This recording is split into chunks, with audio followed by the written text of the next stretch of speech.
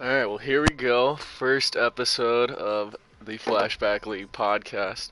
And first episode, it'd only be right to have our beloved commish, DR.D, on the Yo, yo. podcast. Alright, so first question that was asked by the viewers, I guess we'll start from the beginning. Who do you see as the biggest steal from this draft, and who do you see as the biggest bust? I know obviously you were not here for the draft, but were there any guys that you saw in particular when making the class that you're like, oh, this guy could be dirty? Oh man. I think I mean it's a little biased to say because he's a guy that I drafted, but I think Dwayne Brown was one of the more underrated guys. He's only made a couple Pro Bowls, but he's always been like one of the higher graded tackles since he was drafted in real life. Um, he's not really a steal because he was still a first round pick. I felt like he was underrated by the league in general. Um, Especially, I mean, like rightfully so with like hype around Jake Long and Ryan Clady. Yeah, the guys that I Um, drafted. yeah, the guys that you took, which I mean could have gone anywhere in the top, 10. Um, but I'm trying to think of like some late round guys. Because like when I was making the class, I didn't put a whole lot of attention into the later round guys, because I wanted to make sure I got all like, the 100 big name guys first. Oh yeah, for sure. I mean, I know Jeremy Zutta, the left tackle. I think Buccaneers took him in like the fifth round, and he ended up being hidden, so that could be huge for him. This is from an O line Yeah, perspective. yeah, and I think the Packers took Steve Johnson, who ended up being um, a higher dev than normal. Yeah, it is kind of interesting with these classes because like you get like the first like 100 picks or so, and then it's like then it's just kind of a little bit of luck and like a little bit of knowledge, but it's kind of hard to get sleepers in a class where like you already know how their careers played Yeah, out in real life. yeah, for sure. And it's also hard to like, put in a bunch of guys who you might have heard of in real life, but it turns out they only played like, 40 career games. Yeah, I know for me that was like Vernon Golston. For some reason I just knew that name. I think because of his brother, but you think of him and you're like, oh, that guy's probably pretty good, but he played like 2 seasons of like actual football, and Yeah, then he just yeah, like burnt out. I was surprised to see that as well. 'Cause that was another name that like I had saw before, and I put into the class because I had seen the name before, but then like when I looked into his career, like there wasn't anything there. It's definitely interesting. Like you don't really realize how many first round picks end up like burning out. Yeah, yeah.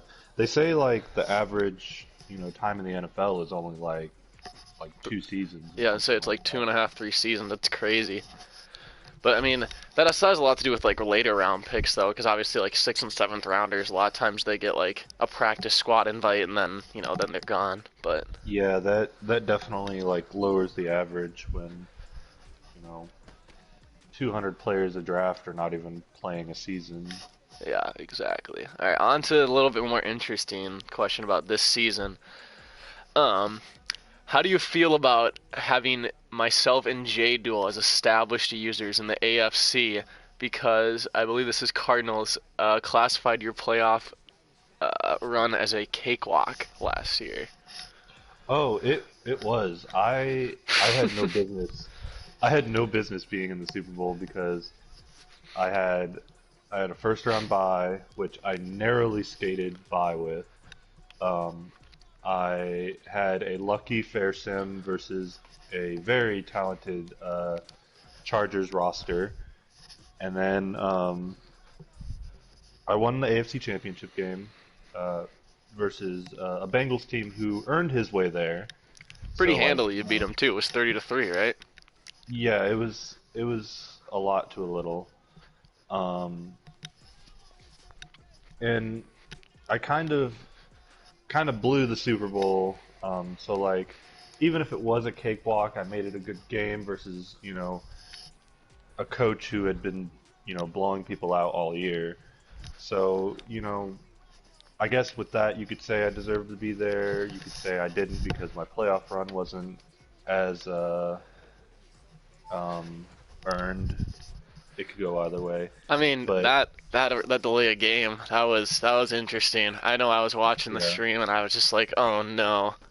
yeah. I was trying to run left, and I thought I had snapped the ball, and like I had buffered my joystick left, but it didn't snap, and it just motioned Moss back left. And I was like, no, this is not what I need.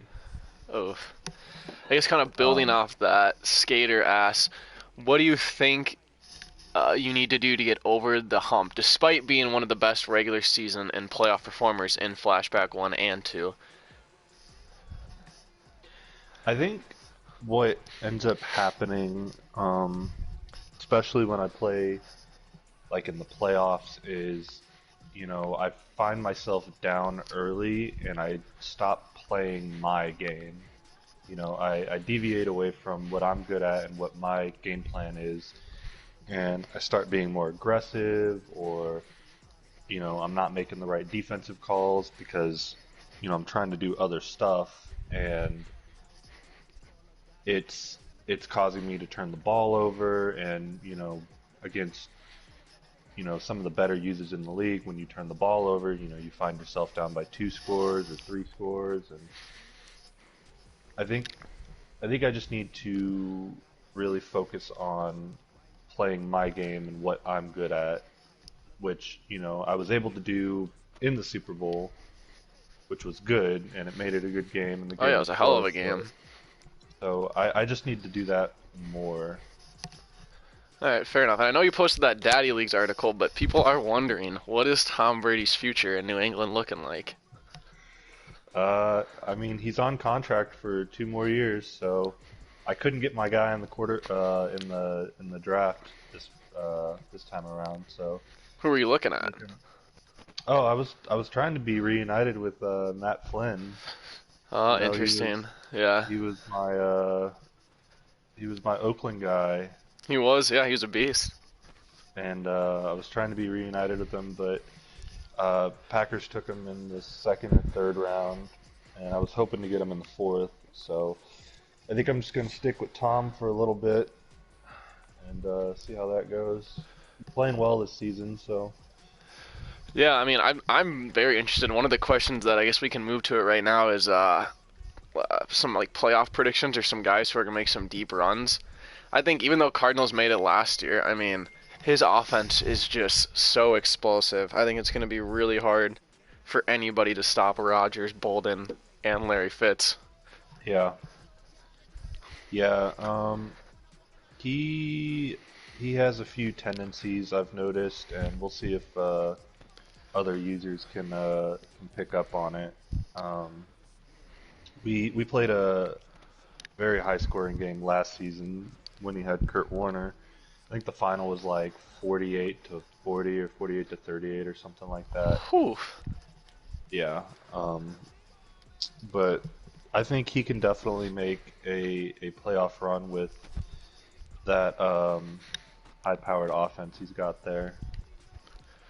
No, without a doubt. And also, I guess this kind of shifting into another topic, but speaking of players performing, you got Darren McFadden out here on pace to set NFL records. Oh man. Um, 21 receptions through 2 games is very interesting.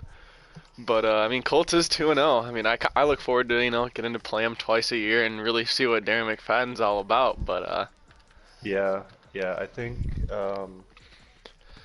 he was saying it's not cheese, and if if that's true, then we'll see the numbers decrease. But if he's getting 10 or 11 catches a game, then that's just not realistic, really. no, I agree with you. Let's see, another question we have. A lot of them have to do. with the Super Bowl, but we'll go with one non-related. And it was what was your thought process behind the draft with such late picks? I guess is what Dolphins wanted to know. Yeah. So what I did when I made the class, um, I went to Pro Football Reference and looked at the class and then sorted by games played. And pretty much everybody that had played over 75 career games, I put in there. I might have missed, one or two, but obviously it was inconsequential. And then everybody else, which that pretty much completed like the entire first and second round. So Probably. I think he was asking more like what did like how like what was your process behind like in with having a late round pick? Like I know because you said you didn't draft any starters for your team, so I think he was more asking like what was your thought process behind that? Oh, like who I was Yeah, drafting in who the you late were round? drafting specifically. I only made I didn't have a third round pick, so I only made my board for like the first and second rounds because I wasn't gonna be there Hmm. for the draft. So I think I got both my first and second round guy, and then I added a couple people onto my board in case they would be there in the fourth, fifth, and sixth rounds. And I was really like I had all my starters set, um, except for like I think on my offensive line I needed a little bit of help, but everywhere else I had my starters set, but I didn't have any depth. So I was really just looking for um, like young guys and just guys that I could fill out my depth chart with and develop over time because a lot of my defensive players are in their late 20s, early 30s. They're getting older, they're getting slower, and so the idea is to get these younger guys, develop them for 2 or 3 years while these other guys go out of the league, and then by the time they're out, I'll have decent starters, that had moved up on the depth chart. Yeah, no doubt. I mean, I guess we're in two totally different situations. I'm pretty sure my fourth round draft pick is my number two corner at the moment, but Yeah. different situations. But Yeah, I was I another. was fortunate. I was lucky enough to have one of the teams that had a lot of contracts already set. But on the flip side, the other teams that didn't have any contracts had like 200 million in cap space. So Well, it's gonna be crazy because year three is when every like half like of the league's contracts expire. yeah, So next yeah, year's like year three free agency is going to be absolutely insane yeah, with the amount of people who are going to be on the market. Kind of just going off into like a more league-wide perspective, which I did not realize until now. Matt Ryan with 8 picks in his first game. I'm just kind of looking I around mean, the league at stats and stuff, and yeah. that's I'm gonna open up Madden right now, actually. that's a little interesting through one game. Obviously we know Lyons to be a guy who throws, your classic "who the fuck is Big Al" type beat, and Yeah, yeah. I think him as a coach, really needs to start focusing on the short game. You know, Calvin Johnson's not going to catch every single ball downfield. no, definitely not. 59 interceptions with Brett Favre last year, and I don't think he played the entire season. I'm just trying to see. I don't think I can see that. But, yeah, that's not really. 59 interceptions is not going to win you a lot of games. Yeah, that's not ideal. We can't fix that with sliders. No, definitely not. Yeah. With all the sliders, yeah, that would turn out pretty unfortunate. But another thing around the league too is we see Panthers starting out at 0-2. A guy who's That been a is surprising. Super Bowl appearance, been in the playoffs, I think, almost every single year. Him starting out 0-2 is definitely very interesting. Yeah, I'm pulling up the schedule right now. I want to see. Let's see who he played. Oh, he played Dolphins, and then he played. Who did he just play? Let me look it up. Yeah, he And played Dolphins Bills. and Bills. Gooseneck was able to beat him. Yeah, I mean, those are two formidable losses. Um, I'm not too worried. I'm gonna go look at the rest of the schedule. All right, while you're looking at that, here's another question that I think could spark something. So, I think this was All from right. Cardinals. You historically run a very conservative offense with a lot of short passes, runs, and the occasional deep shot. How is your play style translating to this high-powered New England offense with Brady and Moss specifically? Oh, it's the same thing. I play, you know, a lot of a lot of, you know, I formation, and I try to get play action off of it. I have a lot of fun, playing a more realistic type of game.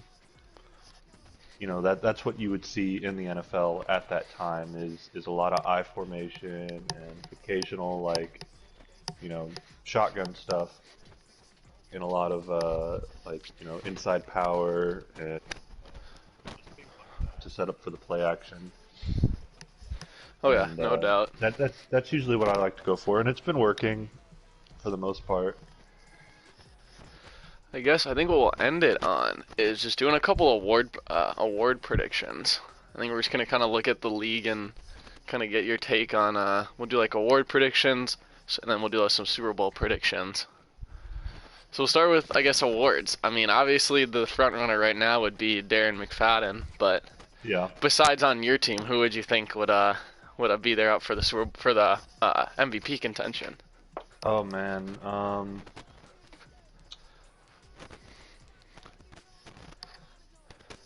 Oh, I'm just now seeing that Panthers is starting Brian Bohm at quarterback. That might be Yeah, he something to drafted go. him in the late round. That could be a little interesting for a year or two for him.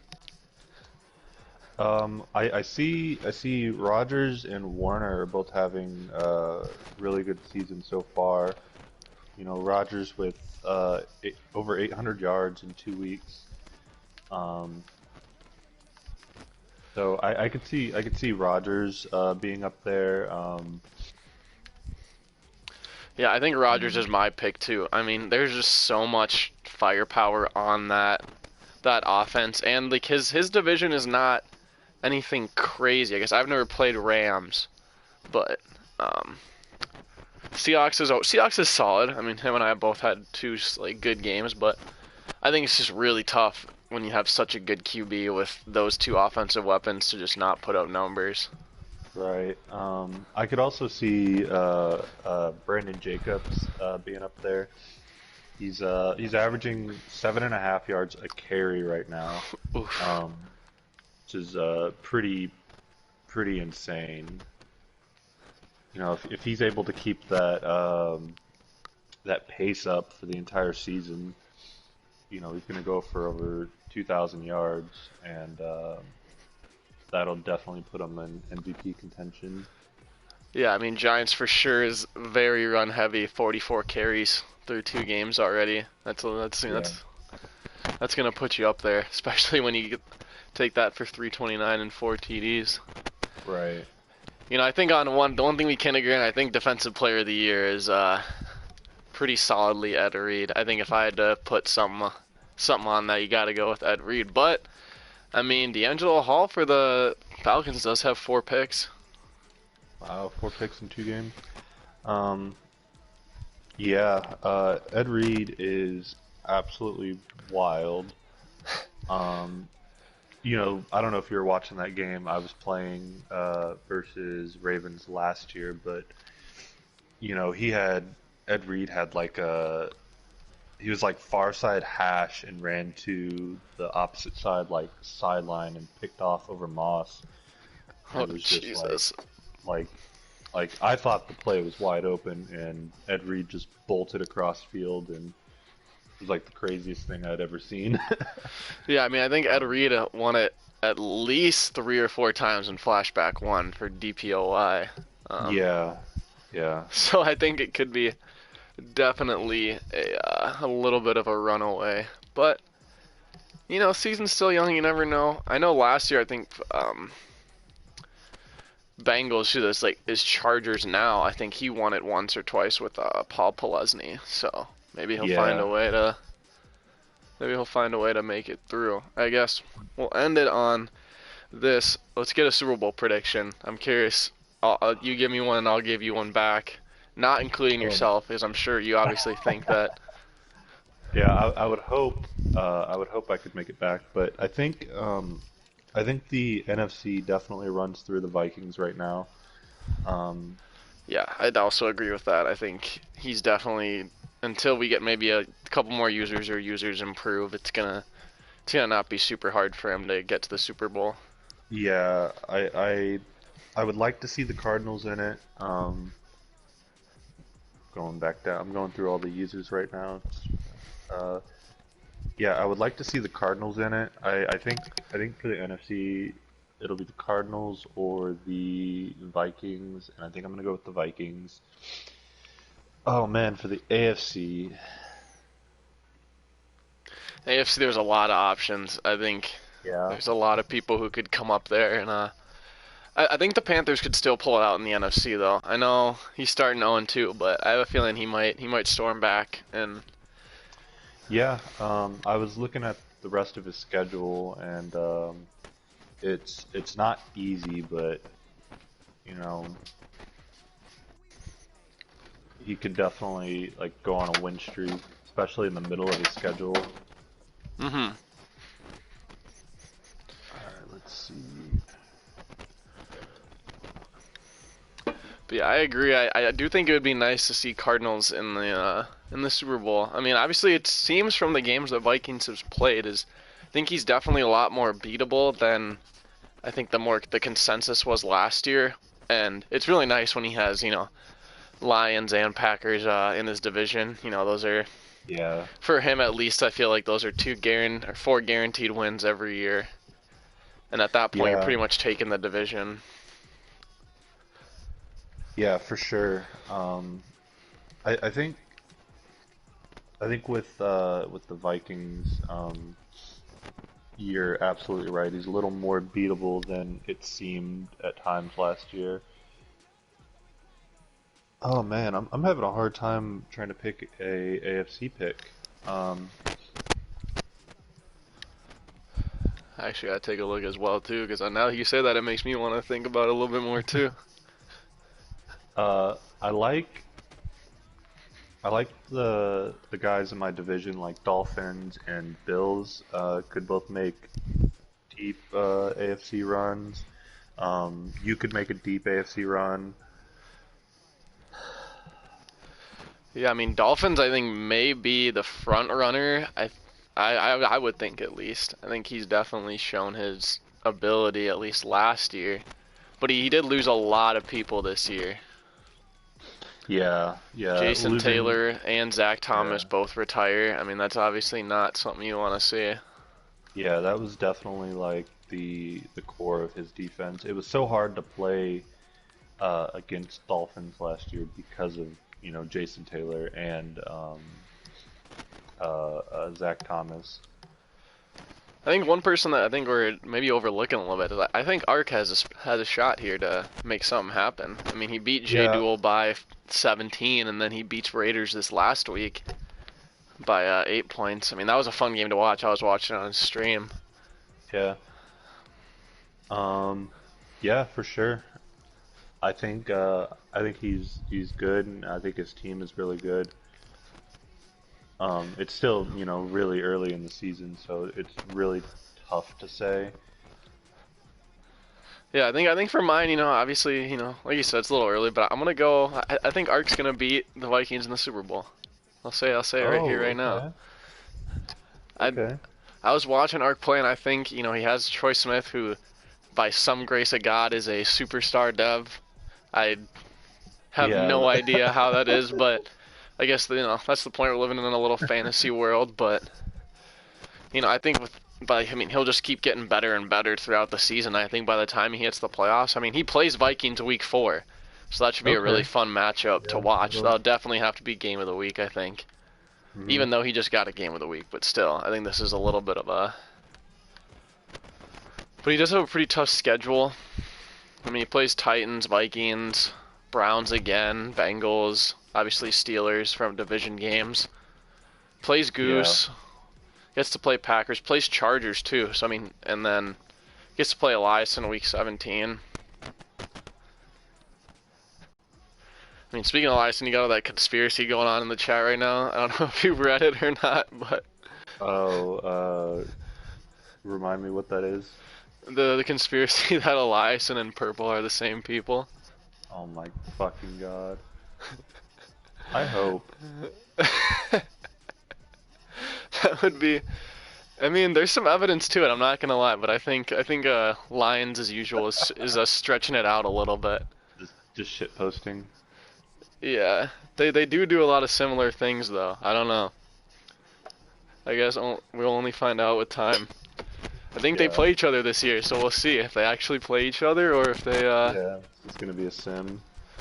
God, the amount of stuff that would rile up in the chat would be insane. I mean, maybe. That's probably why they were trying to do that real shitty trade back in Flashback League 1. Yeah, the Calvin trade.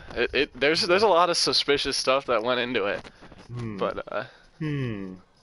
I don't know. I think it's one of those Scooby-Doo type things where we'll only find out with time. I think everyone's Yeah. eyes are going to be on week 14 though, Oh yeah, for when their they game. play. Yeah, Yeah, they gotta figure it out by then. they better. Alright, so what are you thinking for the Super Bowl? Um, I still don't have a pick. Uh, I think, boy,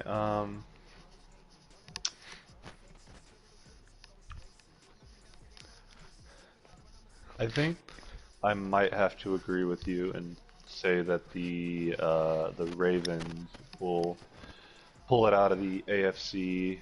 Um, just based on their schedule, and I think, especially if they could get like the 1 seed, I think that you know they can definitely pull it out in the AFC. No. I don't know if I would say that they would beat the Vikings at this point.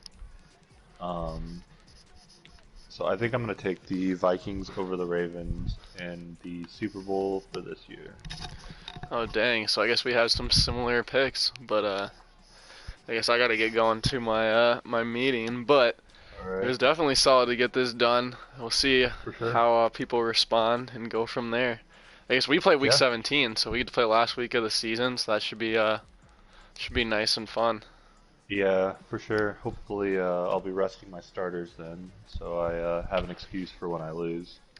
I also would hope I could be resting my starters then, but I guess we will find out. For sure. Alright, peace out. GG's.